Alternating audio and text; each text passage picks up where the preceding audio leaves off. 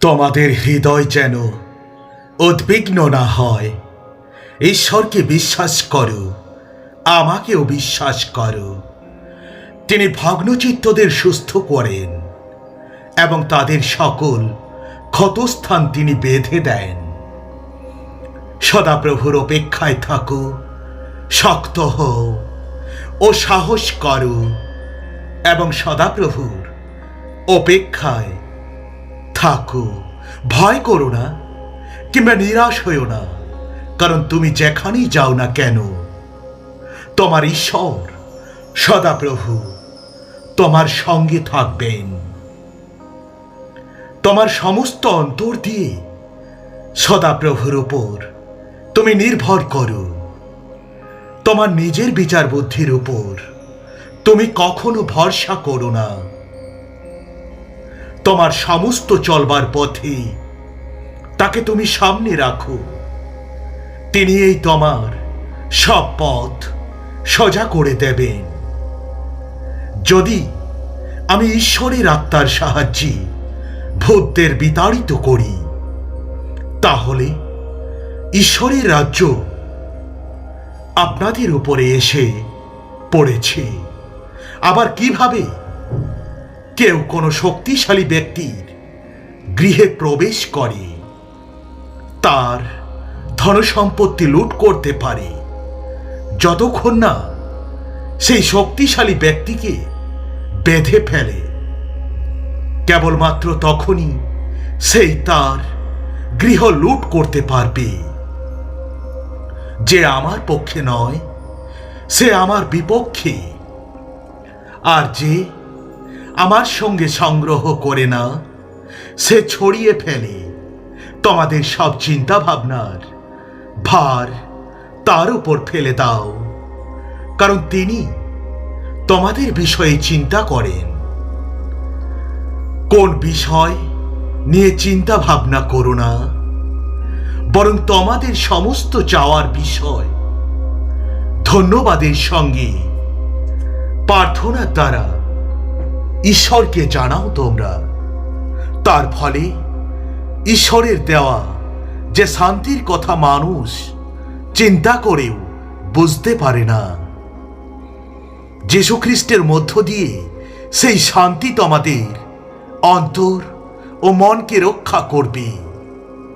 তোমাদের সমস্ত দুশ্চিন্তার ভার তারই উপরে তুমি ফেলে দাও, কারণ তিনি তোমাদের জন্য চিন্তা করেন।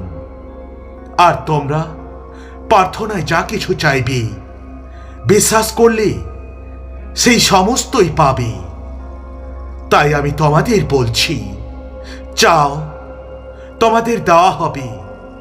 তোমরা অন্বেষণ করো, তোমরা সন্ধান পাবে। দ্বারে কড়া নাড়ো, তোমাদের জন্য খুলে দেওয়া যাবে। যে চায় সে গ্রহণ করে, যে অন্বেষণ করে সে পায় সন্ধান।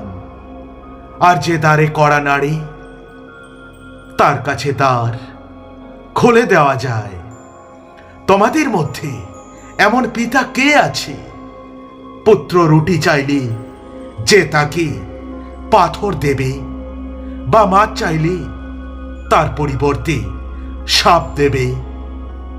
অথবা সে ডিম চাইলে তাকে কাঁকড়া বিছে দেবে?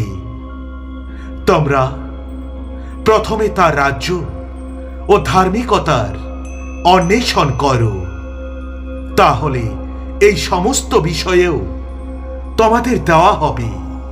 অতএব কালকের বিষয়ে তোমরা দুশ্চিন্তা করো না, কারণ কাল স্বয়ং নিজের বিষয়ে দুশ্চিন্তা করবে। প্রত্যেকটি দিনের কষ্ট প্রত্যেকটি দিনের জন্য যথেষ্ট।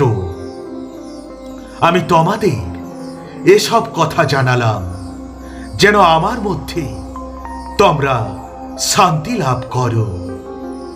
এই জগতে তোমরা সংকটের সম্মুখীন হবে, কিন্তু সাহস করো তোমরা। আমি জগৎকে জয় করেছি।